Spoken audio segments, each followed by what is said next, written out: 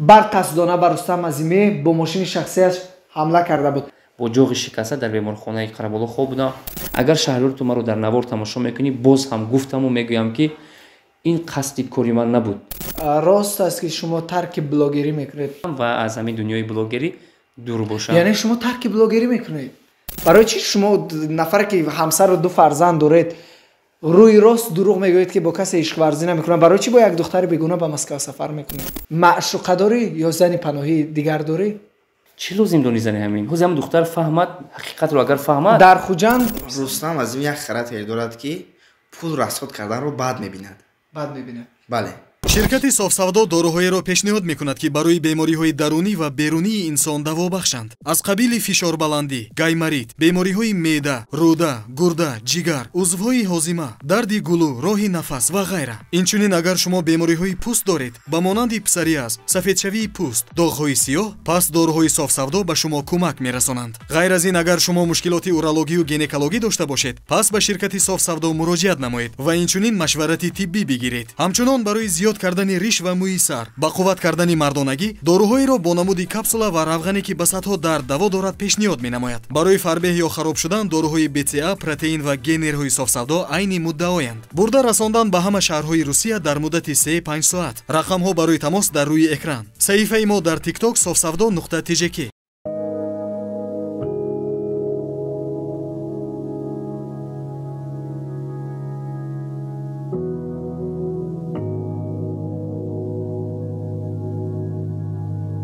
Assalomu alaykum. Assalomu alaykum.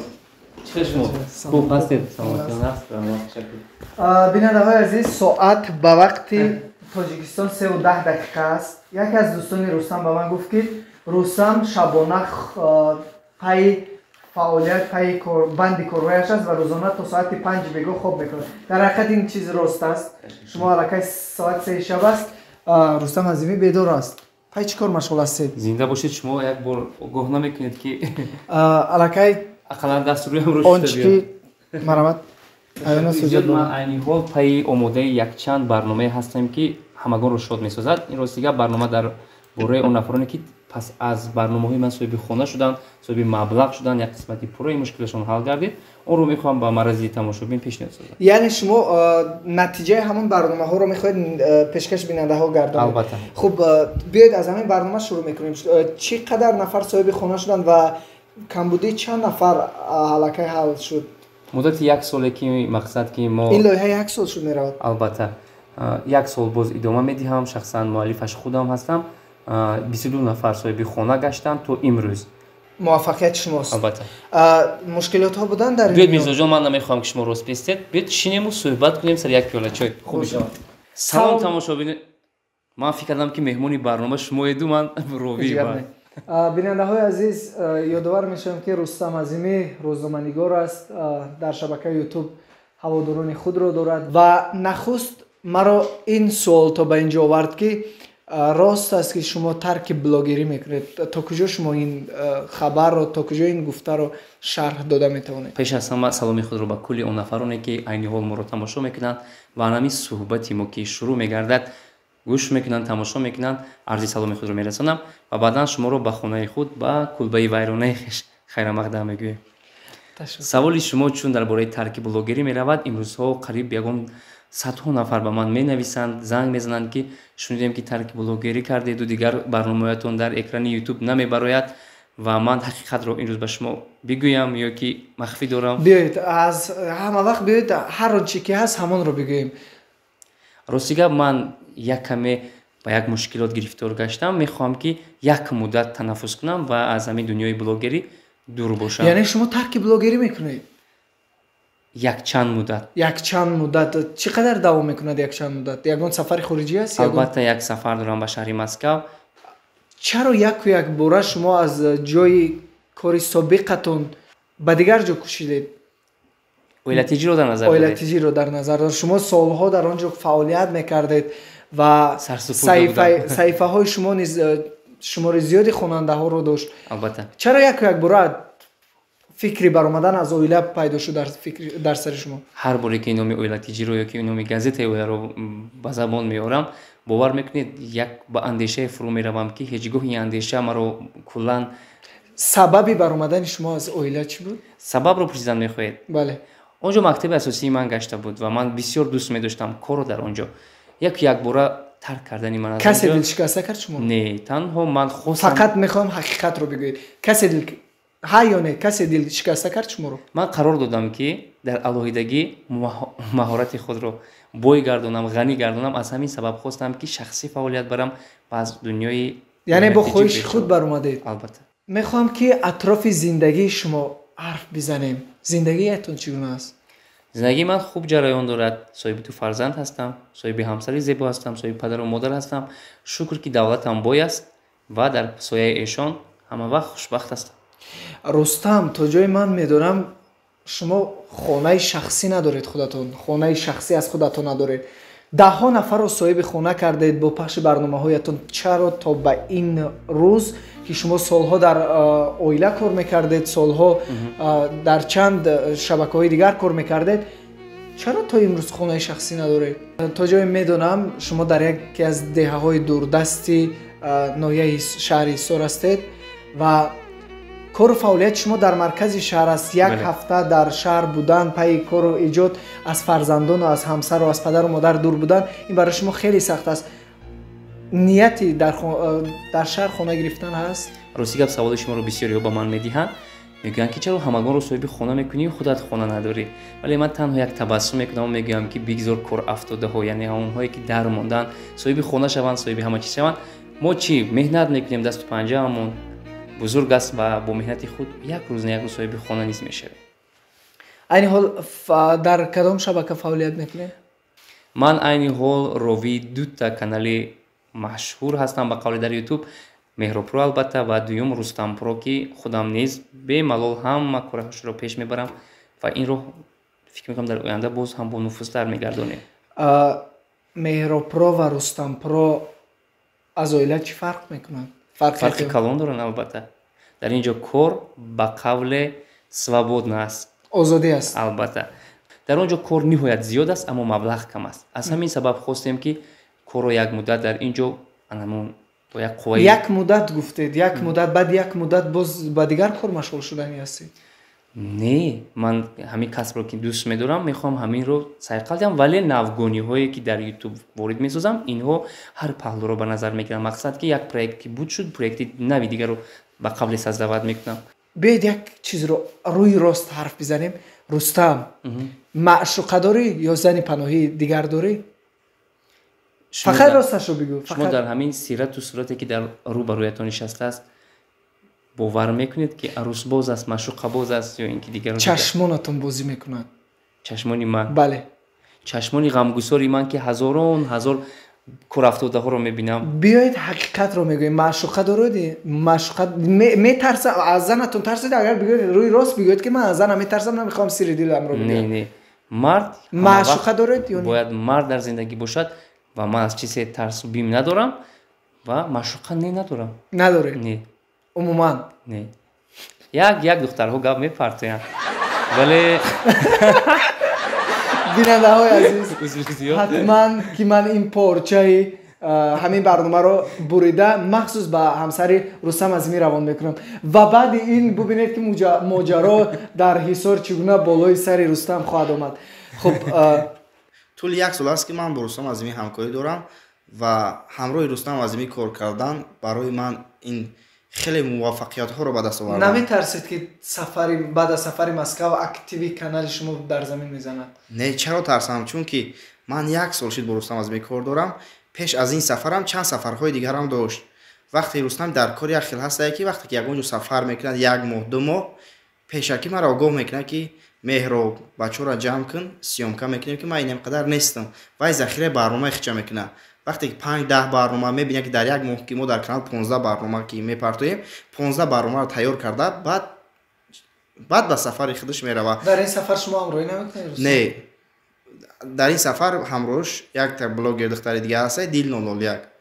ҳамроҳи Дил? бале. Дил ҳам корманди шумост? бале. характеру хислати Рустам чӣ гуна аст дар кор? بیاید تعریف نه جهت‌های هر یک انسان جهت‌های منفی هم دارد. از جهت‌های منفیش کدام خاراکترش به شما پسند است؟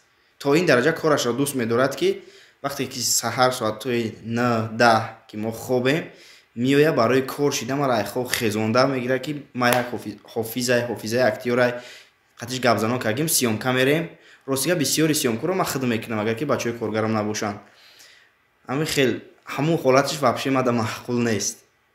از خواب بیدار کردن از خواب بیدار کردن برای که خودش میدونه که من شب تا سحر در سر کامپیوتر مونتاژ میکنم با چندین کارهای هست که غیر بلاگری که میکنم.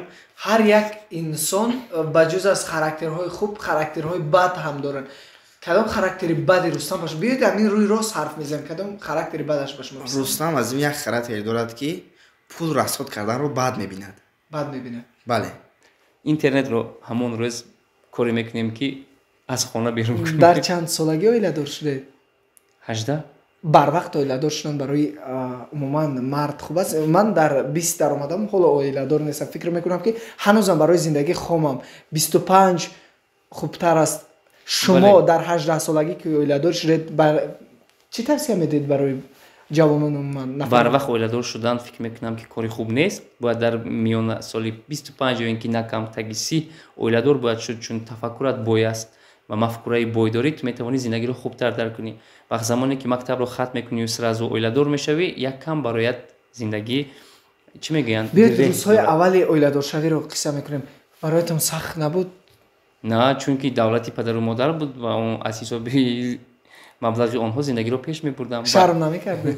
یک جوانی که 18 ساله است اون وقت استودنت شده بودیم، مقصد استودنت بودیم میخوندیم، هم وقت پدر و مادر وروچت میکردن. از دانشجویی قصه کردی.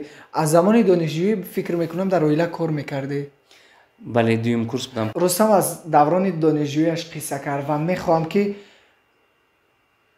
یکی از روزهای سخت انا همون دوران دانشجویی رو بهره بیننده ها قصه کنی. بله ما در یک جا با قبل بی پول زندگی میکردیم در محله 102 و همون روز همراه 3 نفر که زندگی میکردیم در کیسه همون پول نمونده بود. آخری هفته که بود پولمون تمام شده بود چون ما با مبلغ کم به درس از ده به شهر می اومدیم نمیرسید و تقریبا برای یک هفته اینا چقدر از خونه مبلغ میدادن؟ 30 سومانی بود. 30 سومون؟ بله 30 سومان که با فکرم در 2 روز ما تمام میکردیم. دلشی فقط قرض و پیاده و همه خیلی میگشتیم. وقتی از درس گرسنه به خونه اومدم در خونه نان نبود.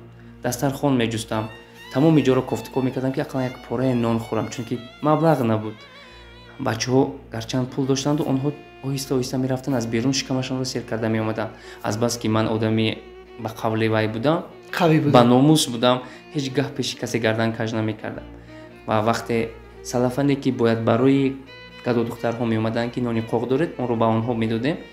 همون روز من سلفن رو نداده بودم چون که میدونستم که زمانی به من روزی به من در کار میشود و اون رو گرفتم که به قول زمورک زده است و نان بی حد سخت است، البته خشک است و او رو خوری اگر دندانهایت میشکند. چند ماه است جمع آوردگی و مجبور شدم وقتی پول نیست اون رو در آب تر کرده میخوردم. هر باری که زیر دندان اون رو به قول میشکستم انامون چنگک و خوکک کیم چندین ماهی انامون زمورکو چون دود به آسمان میبرامد. راسیگه به همین روزها هم بود گذشت سپری گشت نه که عذاب‌ها داشت ولی به کسی شکایت نمیکردم.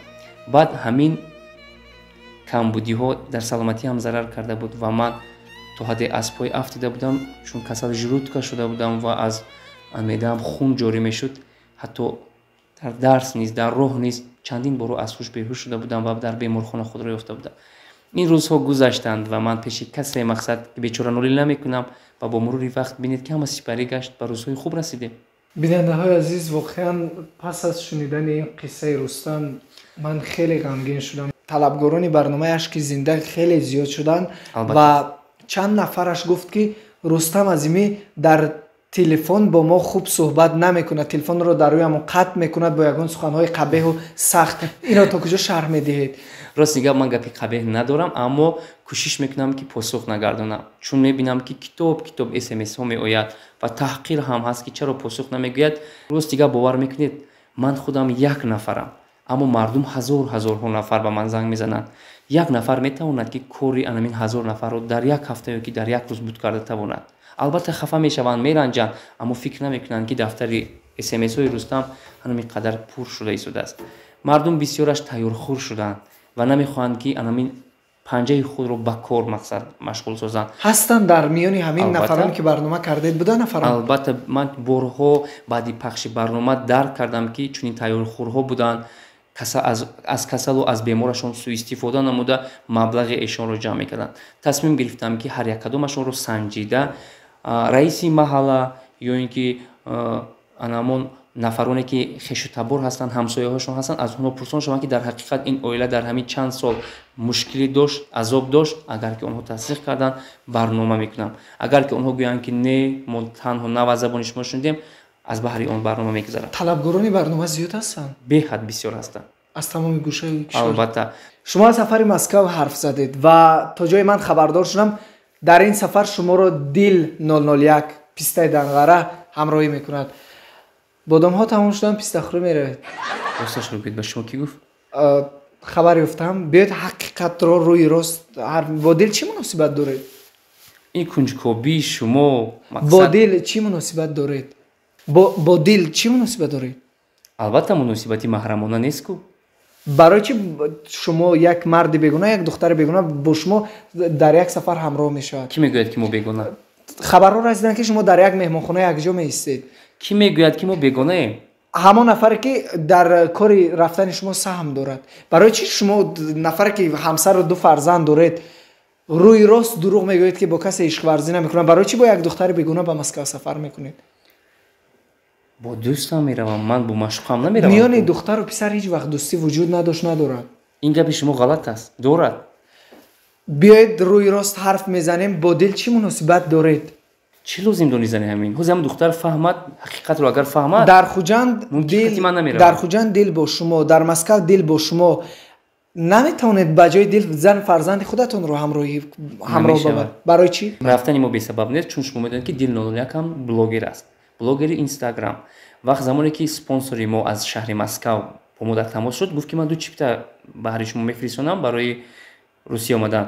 шумо ҳамроҳи Дил 001 интихоб кардан ки биёед, чун мо кино карда будем, онҳо нағз мешиносанд ва мо мехоҳем дар он ҷо якчанд рекламаро низ сабт карда ба Тоҷикистон биёем ва ҳамин рекламаҳо ба ҳатман Дил 001 лозим аст ва ман аз ҳамин хотир ҳамроҳи ӯ меравам. шумо дар филми Оҳи Дил бо Дил бозӣ кардаед. сабаби якбора қатъ шудани филми Оҳи Дил ки дар ду қисмат ҷамъбаст шуда аллакай, сабаб чӣ шуд ки якбора филмро? ман ҳақиқатро мегӯям ки аз рӯи дӯстои номардам, айни ҳол моро агар тамошо мекунед, дар ҳақиқат як ду дӯсти номардам номардӣ карданду ҳамин филмро зиддият нишон доданд ва ин филм пурра қатъ гардид. яъне зиддият гуфта чиро дар назар доред? яъне монеа эҷод карданд ки ҳамин кори мо пеш наравад. ба шумо монеа эҷод? албатта, чун онҳо ёрдамчии беминияти мо буданд, якбора пӯстинашонро чапана пӯшиданду аз ҳамин чӣ мегӯянд, аз ҳамин байни шонаи мо теғ заданд ва аз ҳамин сабаб ин кино қатъ гардид ва ман пурра аз баҳри ҳамин филм гузаштам. дӯстони нонамакхӯр буданд? беҳад ки хизмати ман барои онҳо назаррас буд ва агар ки онҳо сухан мекарданд, ман ҳама дороиямро баҳри онҳо фидо мекардам. лекин баъд фаҳмидам ки номард кӣ будаасту мард кӣ будааст. бинандаҳои азиз, то ҷои ман хабар ёфтам як сарояндае ки исмашро намегӯям бар қасдона ба Рустам Азимиев бо мошини шахсияш ҳамла карда буд. то куҷоиро шарҳ дода метавонед? як сароянда шумо як муддат ҳам дар беморхона бистарӣ будед? будам дар 4 корпус бо ҳолатҳои вазнин? бале, чун ман мақола менависам, чун ман блогерӣ мекунам, ҳаматарафа кору фаъолият мекунам, чун хабар менависам аз ҳаёти эшон, ҳамин чиз ба иззати нафси якчанд тави онҳо расида буд ва фикр мекунам ки номашонро гирифтан шарт нест, вале бо мошин пахш карда буданд ва ман як моҳи дароз бо ҷоғи шикаста дар беморхонаи Қараболо хоб будам ва хӯрокро бо шланг, обро бо шланг мехӯрдам. рӯзҳои сахт буданд, худо ба шукр гузаштанд. паноҳи бадро ба худо месупорам.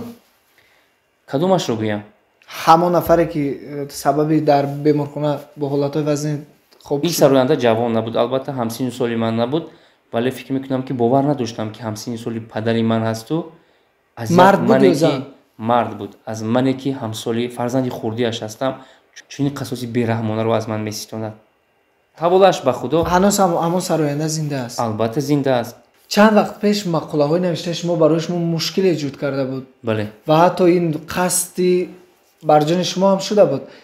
метавонед бигӯед кӣ буданд инҳо? ин мақолаи зиндагиномаи Шаҳриёри Давлат буд ки ӯ аз ҳамсари севимаш ҷудо шуда буд. хостанд ки ошкоро ҳамун сиру асрори зиндагии Шаҳриёрро қисса кунанд.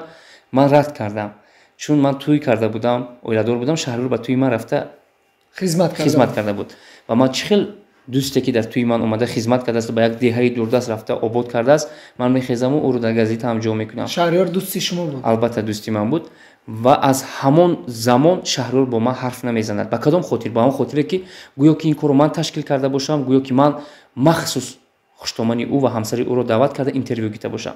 агар Шаҳриёр ту маро дар навор тамошо мекунӣ, боз ҳам гуфтаму мегӯям ки ин қасди кори ман набуд, чун онҳо омаданд ва ҳатто ба назди роҳбарияти мо даромада хоҳиш карданд ки ҳар чизе ҳаст қисса кунанд. роҳбарият иҷозат дод ва ман аз ҳамон ҷо сар кашидам ва поямро аз суҳбати эшон дур гирифта ва худро канор гирифтам ва ба берун баромада ба Шаҳриёр занг задам ки онҳо дар ҳамин ҷо ҳастанд. аммо ин кори ман яъне ки то имрӯз Шаҳриёри Давлат аз шумо ранҷида аст? бале, ман фикр мекунам ки ҳақиқатро имрӯз дар навор мебинад ва худо хоҳад дар барномаҳои ман боз иштирок мекунад. шумо ки гуфтед бо Шаҳриёр дӯст будам, дар тӯи шумо хизмат кардам. шумо ҳамчун як намояндаи ҳамон ҳафтанома наметавонистед садди роҳи ин шавед? гарчанд ман зиддият нишон додам ки ба роҳбарият гап задам ки дӯсти ман аст, чун ном намакхӯрда ҳастем, лозим нест ки ҳаёти шахсии ҳамин нафарро мо ба тамошобин пешниҳод додем. биёед аз баҳри ҳамин кор даст мекашем, аммо онҳо ба хотири сенсатсия шуда ин корро карданд. дар охир чӣ гуфтанӣ ҳастед? дар охир гапҳо хеле ҳам зиёд ҳастам, чун ман Мирзоҷон сафар дорам ва бояд имрӯз ё фардо ҳама чизамро ҷамъ карда ба шаҳри Москва меравам. хоҳиш мекунам ки суҳбатро ҳамин ҷо қатъ кунем. боз ки омадам бо навгониҳоро ман дар барномаи шумо ҳатман гап мезанам. бинандаҳои азиз, ин буд қиссаи дили Рустам Азимӣ, рӯзноманигор, блогер ва нафаре ки рӯзҳои хубу бади зиндагиро хеле зиёд паси сар кардааст. бинандаҳои азиз, ин ҷо барномаро бо Рустам Азимӣ ҳусни анҷом мебахшем. умедворем ки аз қиссаи дилаш чизе баҳри худ гирифтед. то барномаҳои дигар, худо ёру мададгор аст. тамошобинони азиз, то омадани ман, то бозгашти ман, ҳеҷ гоҳ канали моро фаромӯш насозед. обуна шавед, лайк гузоред, подписатсия кунед ва додараки ман ки идомадиҳандаи ин пеша дар кори ман аст ва ҳатман просмотрашро зиёд кунеду кам накунед. зинда бошед.